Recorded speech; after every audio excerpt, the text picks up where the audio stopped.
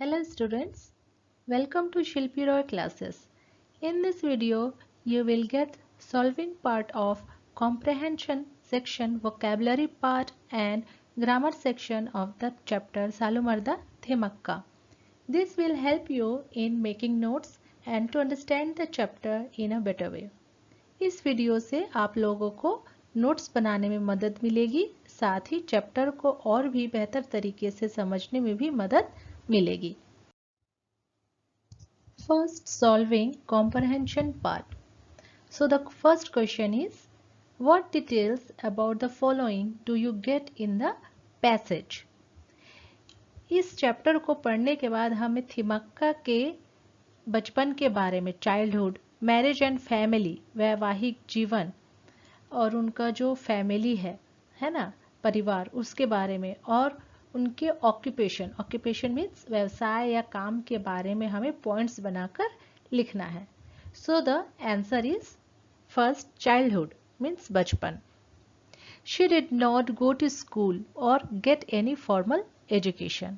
वह कभी स्कूल नहीं गई, okay, to get the formal education. Second point, from an early age she worked as a laborer in a quarry near her home. वह बचपन से ही मजदूरी का काम करती थी. नियर हर होम, उसके घर के पास में जो क्वारी था, QUARRY, क्वारी मीन्स खदान, वह खदान में वो काम किया करती थी. Marriage and family life. She was married of to Chikkaiah, a cattle herder. उनकी शादी चिक्कई नाम के एक कैटल हर्डर मीन्स चरवाहे के साथ हो गई. दे वॉन्टेड चिल्ड्रन, उन्हें संतान की इच्छा थी, वो संतान प्राप्त करना चाहते थे. बट किंतु were unable to get any even after 25 years of their married life. शादी के 25 सालों के बाद भी उन्हें संतान प्राप्ति नहीं हुई. Next point is occupation. Occupation means व्यवसाय. First, they both decided to plant trees to overcome the sadness and empty feelings of their lives.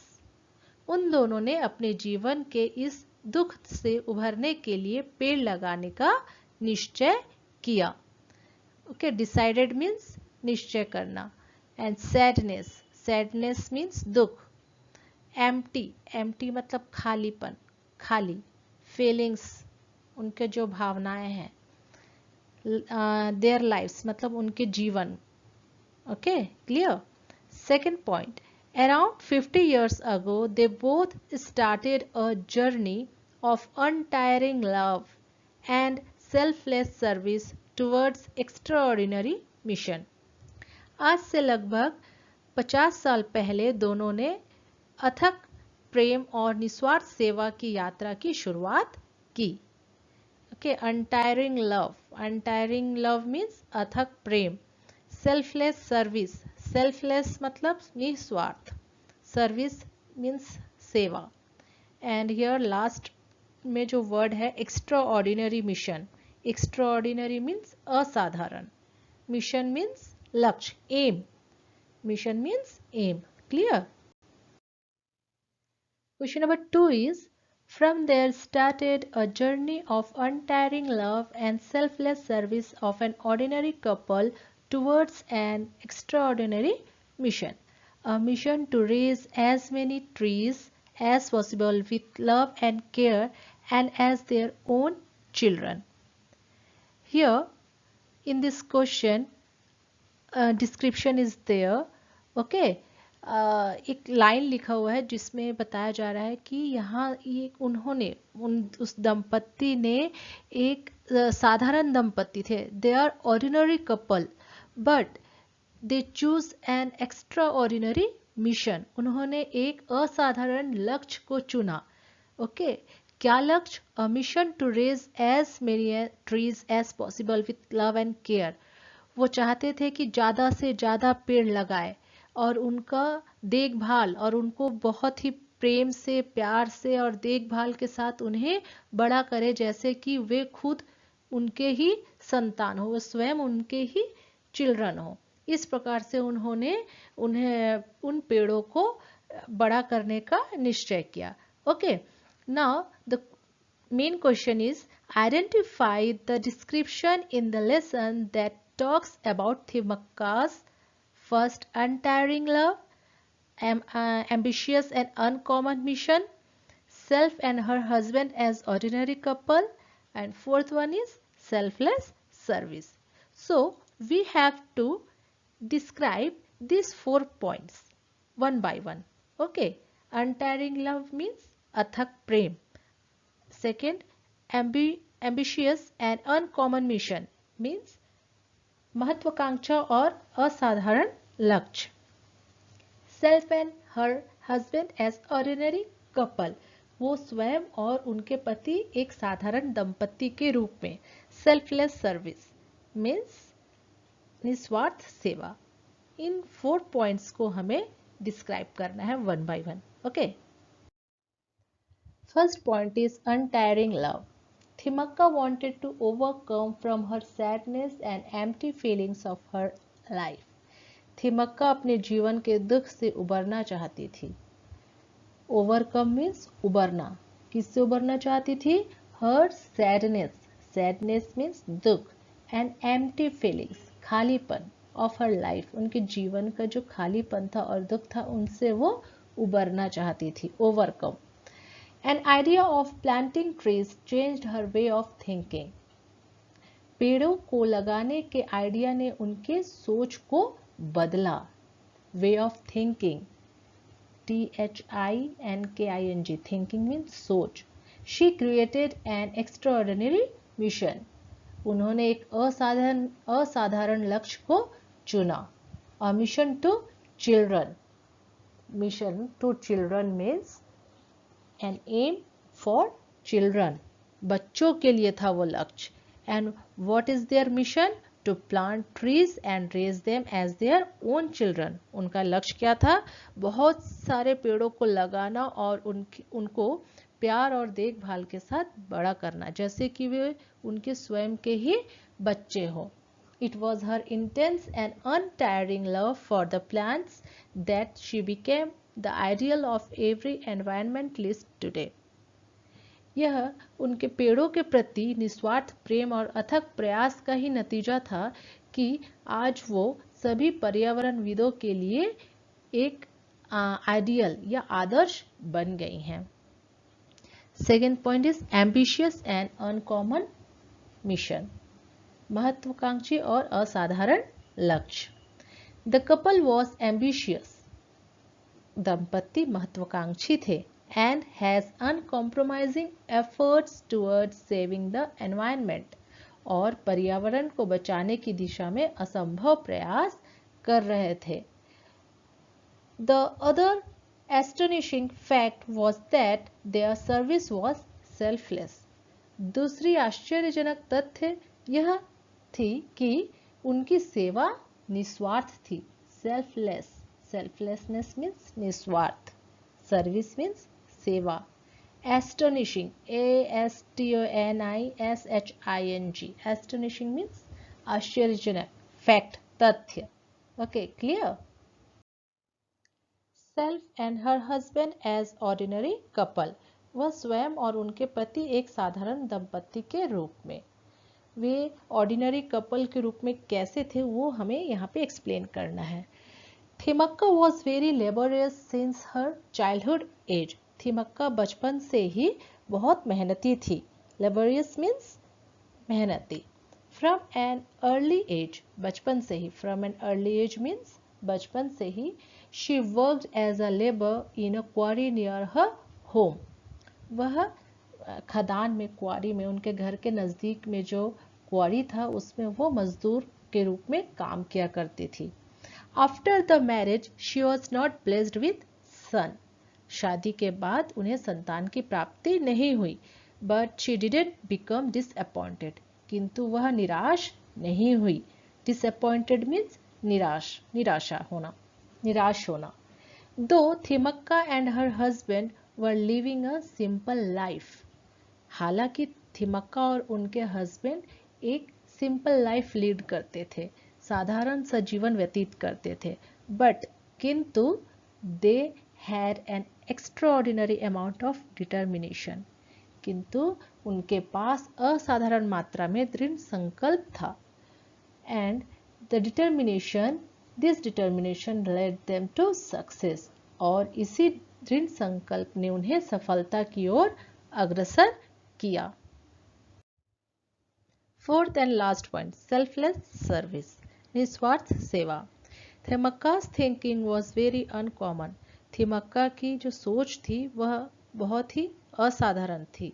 विचार शक्ति, थिंकिंग, THINKING, थिंकिंग, सोच या विचार शक्ति। अनकॉमन मीन्स असाधारण।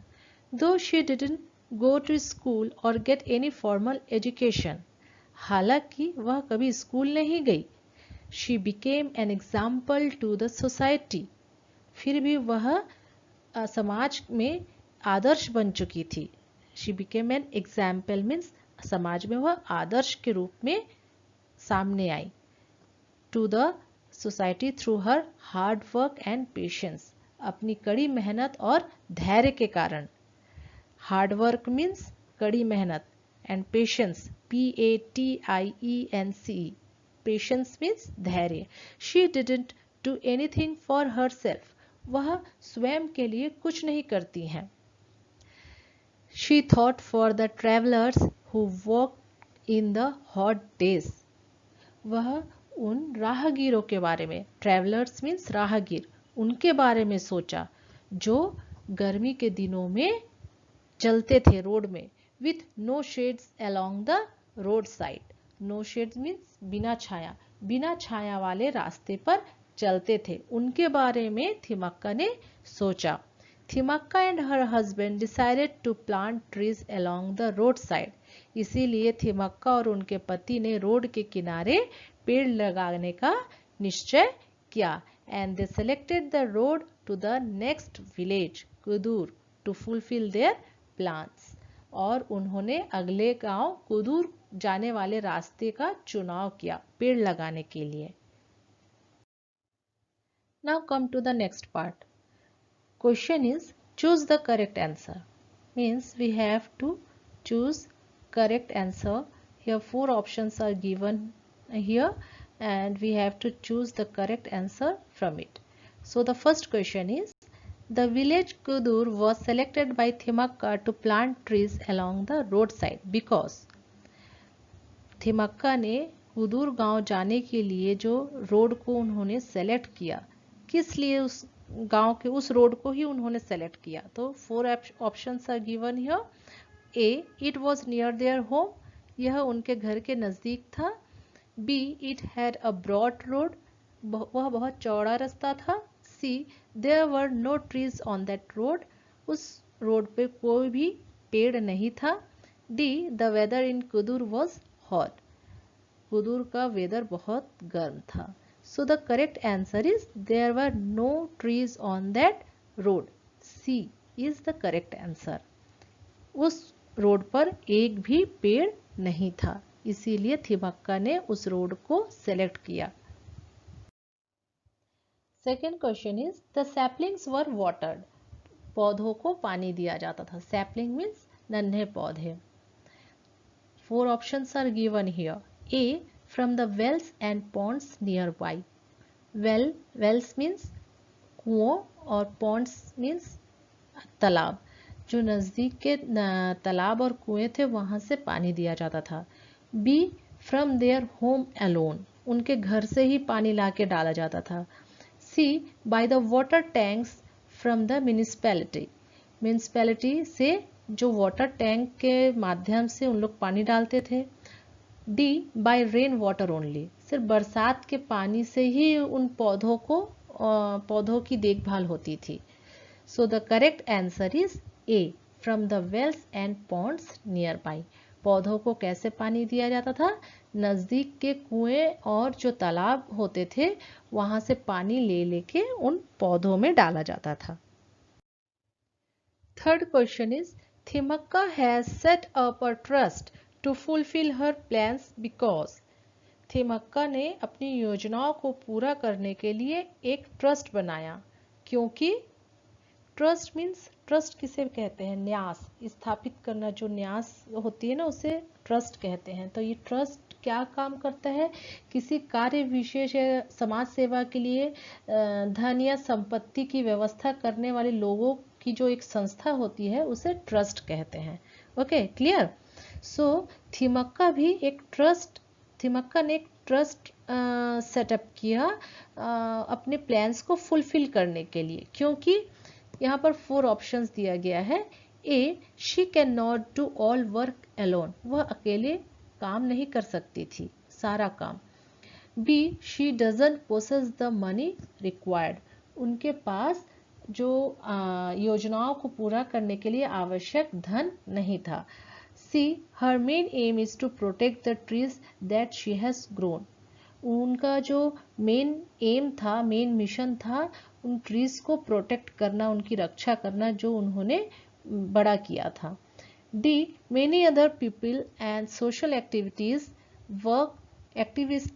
वर्क विथ हर, और भी दूसरे लोग और जो सामाजिक कार्यकर्ता हैं वो उनके साथ काम करना चाहते थे।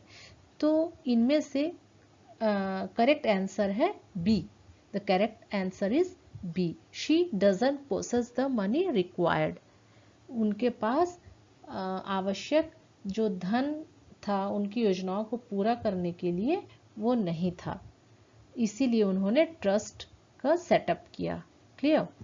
Question number 4 is one of the reasons why Thimmakka elected banyan saplings to be planted on the road side was, एक रीजन आपको बताना है कि थिमक्का ने बानियान सैपलिंग्स मीन बरगद के ही पौधों को क्यों चुना रोड के किनारे लगाने के लिए। So the answer will be travellers rest under their shade, यात्री जो हैं, ट्रैवलर्स यात्री जो हैं वो पेड़ की छांव में आराम कर सके, इसीलिए उन्होंने बानियान सैपलिंग को सेलेक्ट किया। Now come to the vocabulary part. Question is, Salumarda is a Kannada word which means a row of trees. सालुमर्दा एक कन्नड़ भाषा है, कन्नड़ शब्द है, इसका मतलब होता है पेड़ों की कतार। Find out the meanings and local language equivalents for the words given below. उसी प्रकार नीचे जो शब्द दिए गए हैं उनका वर्ड मीनिंग और लोकल लैंग्वेज में उनका मीनिंग हमें लिखना है। So the first word is ficus tree. Ficus tree meaning is the banyan और फिग ट्री। फीकस को हम बानियान भी बोलते हैं और फिग ट्री भी बोलते हैं। Okay, and in local language it is called बरगद ट्री। बरगद, बरगद को बानियान भी बोला जाता है, फीकस भी बोला जाता है और फिग ट्री भी बोला जाता है। Okay, second word is taluk. Taluk meaning is districts divided into sub areas, that is tehsil. Okay, विकास खंड, जिसे हम विकास खंड कहते हैं। डिस्ट्रिक्ट में विकास खंड होते हैं ना, district divided into sub areas, this सब एरियाज आर कॉल्ड तहसील। ताल्लुक, विकास खंड in Hindi. Okay, third one is monsoon. Monsoon means very heavy rainfall season, means वर्षा काल। in हिंदी हम क्या कहते हैं इस सीजन को? वर्षा काल, rains. Okay, fourth one is cattle. Cattle means beasts of pasture, especially oxen, cows, etc. Domestic animals, पालतू पशु। पालतू पशु को हम कैटल कहते हैं। जो बीस्ट होते हैं ना, जो ऑक्सन, गाय भैंस बैल जो हम पालते हैं घर में, उन्हें क्या कहते हैं लोकल लैंग्वेज में? डोमेस्टिक एनिमल्स, पालतू पशु। Clear? Before going to the next question, let's know about prefix and suffix. So what is prefix and what is suffix? Let's understand it. Prefix. See the word prefix. Prefix जो शब्द है इसमें fix means जोड़ना and pre means पहले। तो ऐसा word या ऐसा letter जो शब्द के पहले जुड़ता है। ओके, ये चीज हम पहले समझ लेते हैं। Now come to the definition. Prefix. A prefix is a set of letters added to the beginning of a word, which is called root word. That word is called root word, in which the set of letters is added. Okay, which makes a new word that can change the meaning of a word. शब्द के आरंभ में लगा वह अक्षर समूह जिससे शब्द का अर्थ बदल जाता है, और जिस शब्द में ये प्रीफिक्स जुड़ता है उस मेन वर्ड को रूट वर्ड भी कहा जाता है। Clear students? For example some prefixes are given here: in, re, dis, non, extra, on, etcetera. For example हम एक वर्ड लेते हैं, let's take a word secure, which is called root word. In secure, if we add in prefix, okay, in is prefix, so if we add in secure, then the new word is insecure, so the meaning is totally changed here. Secure means सुरक्षित, उसमें हमने prefix जोड़ा in, तो जो new word बना है उस new word का मीनिंग ही चेंज हो गया, इनसिक्योर, असुरक्षित। Clear? Similarly, here suffix. A suffix is a set of letters added to the end of a word, which is also called root word, which makes a new word that can change the meaning of a word. शब्द के अंत में लगा अक्षर समूह जिससे शब्द का अर्थ बदल जाता है। सो प्रीफिक्स, प्री मीन्स पहले, प्रीफिक्स में शब्द के मेन वर्ड के पहले जुड़ता है, और सफिक्स जो है वो end of a word, word के एंड में जुड़ता है। So clear the difference of the two words, prefix and suffix. Okay, clearly आप लोग इस चीज को आप लोग समझ लीजिए, प्रीफिक्स और सफिक्स को, ताकि आप लोगों को कोई दिक्कत ना हो। हम जो हिंदी में उपसर्ग और प्रत्यय पढ़ते हैं, सेम यही है। प्रीफिक्स मीन्स उपसर्ग एंड सफिक्स मीन्स प्रत्यय। Okay, example, some suffixes are here: en, ED, less, ful, ING, ship, etcetera. For example, wonder, wonder is a main word, root word. Wonder में अगर हम फुल सफिक्स को जोड़े, word के main word के बाद में जुड़ा है full, okay, so the new word is wonderful. Clear students? Second question is, the word afforestation is preceded by a prefix af. जो वर्ड है afforestation, उसमें कौन सा प्रीफिक्स लगा हुआ है? af प्रीफिक्स जुड़ा हुआ है, to give a positive meaning to the root word forestation. जो रूट वर्ड है फॉरेस्टेशन में af प्रीफिक्स लगने से ये जो न्यू वर्ड बना है afforestation, ये एक पॉजिटिव मीनिंग निकलता है। ओके, इससे पॉजिटिव मीनिंग निकलता है। Complete the table below by adding an appropriate prefix. So we have to complete the table here by adding prefixes in the root word. Clear students? And find out, and we have to find out how it influences the meaning of a word. Means we have to give the answer, is it positive sense or negative sense of word. Okay, clear? So the first prefix is af, so we have to add af prefix to the root word forestation. If we add af in the forestation, then the new word will be afforestation, which gives positive meaning. Clear? Second one is in. In plus active, root word is active. In plus active, inactive.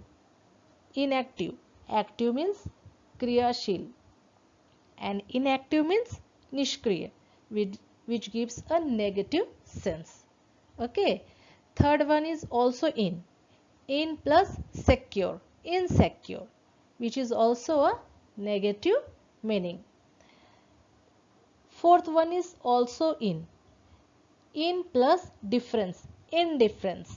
Indifference is also a negative word. Okay. Similarly, uh, fifth one is extra. Extra prefix. Prefix is extra. Extra plus ordinary. Extraordinary.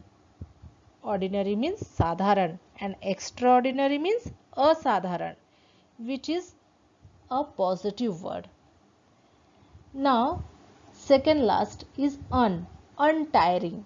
Un plus tiring. Untiring. New word will be untiring. Athak, which is a positive sense word. Similarly, last one is also un. Last prefix is also un.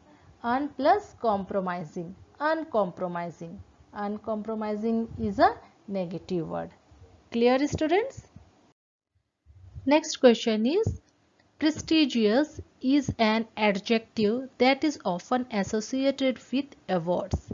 Prestigious एक ऐसा शब्द है, adjective है, जो कि अक्सर awards के साथ जोड़कर बोला जाता है.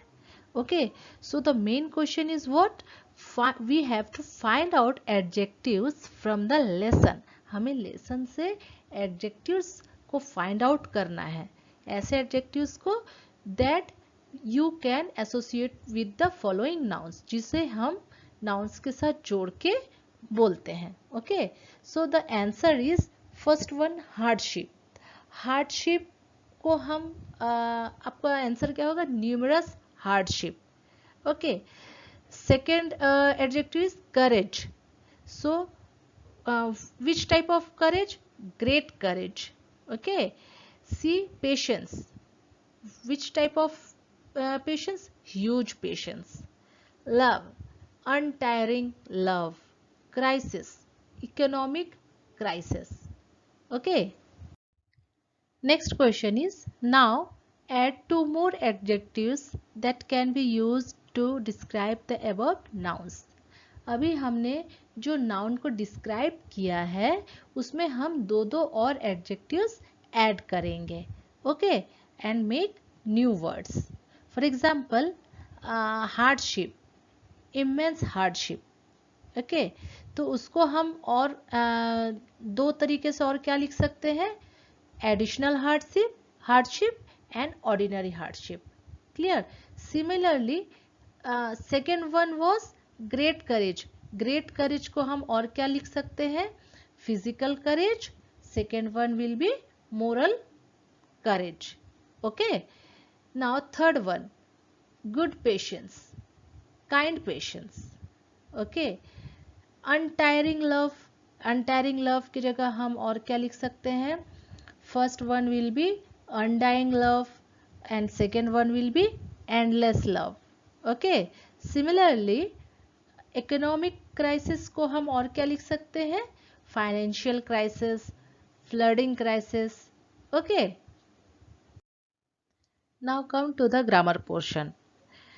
In this section, we will read about conjunction, and this formation is not only but also. आज हम ग्रामर सेक्शन में, इस पार्ट के ग्रामर सेक्शन में कंजक्शन के बारे में पढ़ेंगे, और जो कि फॉर्मेशन, कौन सा फॉर्मेशन के बारे में पढ़ेंगे? नॉट ओनली बट ऑल्सो, जिसका मतलब होता है न केवल ये बल्कि वो भी. ओके, सो जब हम दो सेंटेंसेस को नॉट ओनली बट ऑल्सो लगाकर जोड़कर एक नया सेंटेंस बनाते हैं, तो उसके रूल को समझने के लिए हमें दो चीज़ों को ध्यान देना है कि इसमें two types of structures are there. Okay, first, when subject is same. जब सब्जेक्ट सेम होता है, दो सेंटेंसेस को जब हम ऐड करते हैं नॉट ओनली बट ऑल्सो लगाने के लिए, तब हम ये देखेंगे कि उसका अगर सब्जेक्ट सेम है तो रूल कैसा होगा. तो rule is here, subject plus auxiliary verb. अगर हेल्पिंग वर्ब है तो वहां पर हम लगाएंगे.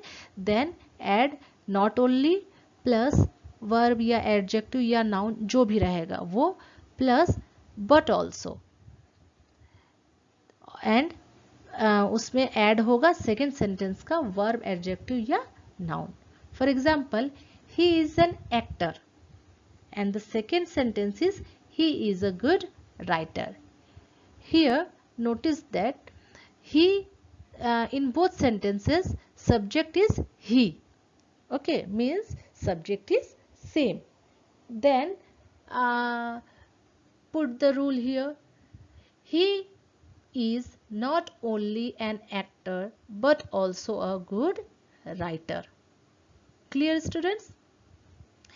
And second structure is when subject is different. जब सब्जेक्ट डिफरेंट रहता है तब रूल कैसा होता है. सबसे पहले हम नॉट ओनली लगा देंगे, उसके बाद प्लस सब्जेक्ट रहेगा plus but also plus second sentence का subject plus helping verb. Helping verb जो है वो सेकेंड सेंटेंस के अकॉर्डिंग ही लगेगा, ध्यान देना इसमें, प्लस वर्ब, एडजेक्टिव या नाउन सेकेंड सेंटेंसेस का. Okay, for example, boys are playing hockey, the coach is playing hockey.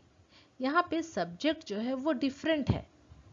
Boys first sentence का सब्जेक्ट है बॉयज एंड सेकेंड सेंटेंस का सब्जेक्ट है the coach. Okay, then put the rule here and make new sentence. Not only boys but also the coach is also playing hockey. Clear students? Rule को आप follow करिए, बहुत easy way में हम ये जो फॉर्मेशन है नॉट ओनली बट ऑल्सो वाला, ये हम बना सकते हैं, इसको ऐड कर सकते हैं, सेंटेंस न्यू सेंटेंस बना सकते हैं ऐड करके. Clear? Okay, now we have to solve the questions related to it. Not only but also. Okay, so question is, imagine Thimakka talking to the children of the village Kudur, telling them how she cared for trees after she had planted them. आपको imagine करना है कि जो थिमक्का है वो कुदूर के बच्चों से बात कर रही है, उनको बता रही है वो किस प्रकार से बच्चों ट्रीज को केयर करके बहुत ही केयरफुली उनको बड़ा करी है, उनको उनका प्लांटेशन किया गया है, किस प्रकार से उनके बारे में बता रही है. तो हमें यहाँ पर क्या करना है, use not only but also to join her ideas. So we have to add not only but also in the sentences. Okay, so first question is, we wrapped soil around the saplings. First sentence is what? We wrapped soil around the saplings. And second sentence is, we kept them moist. Here two sentences are given here. Okay, तो हमने अभी last में अभी rules को हमने पढ़ा है कि जब सब्जेक्ट सेम रहता है तो हमें किस प्रकार से सेंटेंस को ऐड करना है.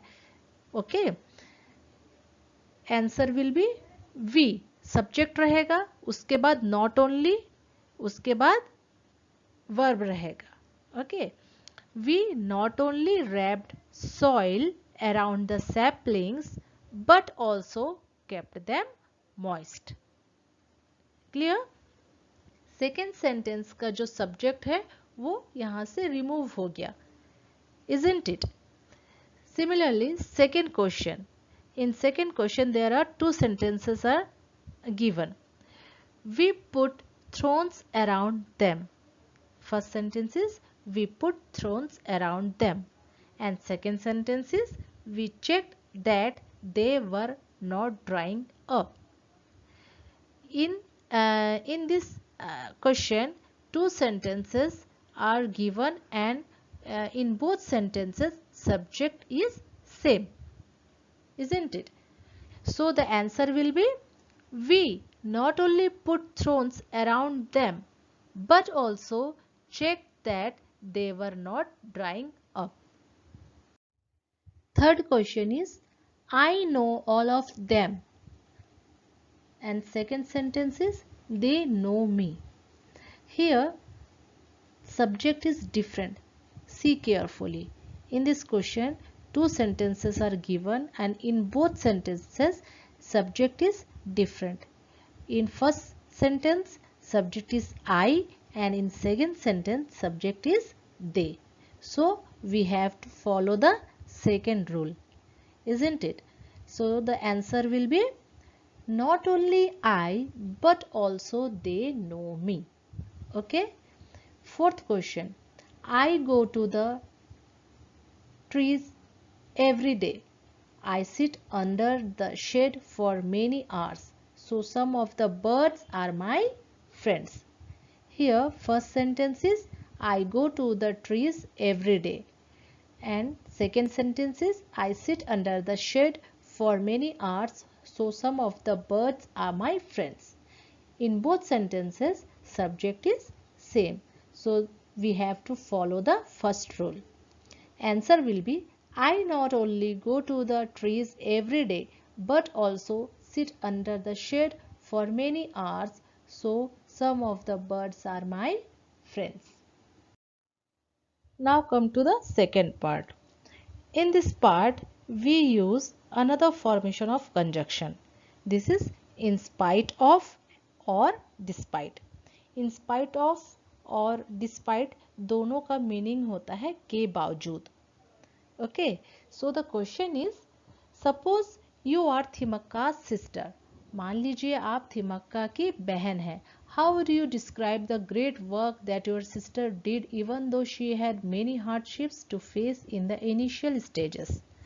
आप अपनी बहन के महान कार्यों को किस प्रकार से डिस्क्राइब करेंगे, व्याख्या करेंगे, जबकि उन्होंने अपने जो शुरुआती इनिशियल स्टेज मीन्स शुरुआती दौर में उन्होंने बहुत सारे हार्डशिप्स मतलब कठिनाइयों को फेस किया है.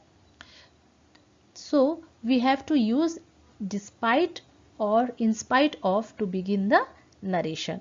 तो हम यहाँ पे अपने जो नरेशन है सेंटेंस के स्टार्टिंग में डिस्पाइट लगाएंगे या फिर इन spite of.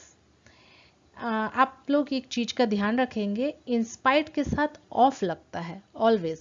Okay, but despite के साथ ऑफ नहीं लगता है, पर दोनों का मीनिंग एक ही है, के बावजूद. It is a conjunction. In spite of और despite is a conjunction word, है ना. We use this to add two sentences. Okay, so first one is her hard work at the quarry, she decided to plant trees. So when we add in spite of in the beginning of the sentence, then the sentence will be in spite of her hard work at the quarry, she decided to plant trees. In spite of her hard work means उसकी जो है उनकी कड़ी मेहनत के बावजूद. किसकी कड़ी मेहनत? थिमक्का जो कड़ी मेहनत करती थी क्वारी में, खदान में कड़ी मेहनत करने के बावजूद भी उन्होंने ट्रीज को प्लांट करने का निर्णय लिया. Okay, second one is their poor economic conditions bought saplings and grafted them. Answer: despite their poor economic conditions, bought saplings and grafted them. उनके गरीब हालत जो है, उनका इकोनॉमिक क्राइसिस थी, तंगी थी, आर्थिक तंगी के बावजूद. इन स्पाइट ऑफ एंड डिस्पाइट दोनों का मतलब क्या होता है? के बावजूद. तो यहाँ पर सेंटेंस क्या होगा? उनकी आर्थिक तंगी के बावजूद भी उन्होंने सैपलिंग्स खरीदा. बॉट मीन्स खरीदा. उन्होंने पौधों को खरीदा और उन्हें उनका ग्राफ्टिंग किया. Clear students? Third one is knowing not an easy task, decided to plant shady trees along 4 kilometers. If we add in spite of in these two sentences, the answer will be in spite of knowing not an easy task, decided to plant cherry trees along 4 kilometers. यह जानने के बावजूद भी कि यह easy task मतलब आसान काम नहीं है, उसके बावजूद भी इन्होंने शेरी ट्रीज लगाने का निर्णय लिया. Fourth question is, her other domestic work worried about storing water for the village. Answer will be, despite her other domestic work, worried about storing water for the village. उसे उसके दूसरे घरेलू काम होने के बावजूद भी उसे गांव के लिए पानी इकट्ठा करने का, स्टोर करने की चिंता थी. Fifth one, all the awards and honor she received, she is as simple and humble as ever. Answer will, in spite of all the awards and honors she received, she is as simple as ever. उसे इतना मतलब सम्मान और award मिलने के बावजूद भी वह पहले के जैसे ही सिंपल थी, सिंपल है. सो आई होप आप लोगों को ये कंजक्शन के जो दो फॉर्मेशन है, नॉट ओनली बट ऑल्सो और in spite of and despite, ये ऐड करना आ गया होगा और अच्छे से समझ में आया होगा. Okay, thank you.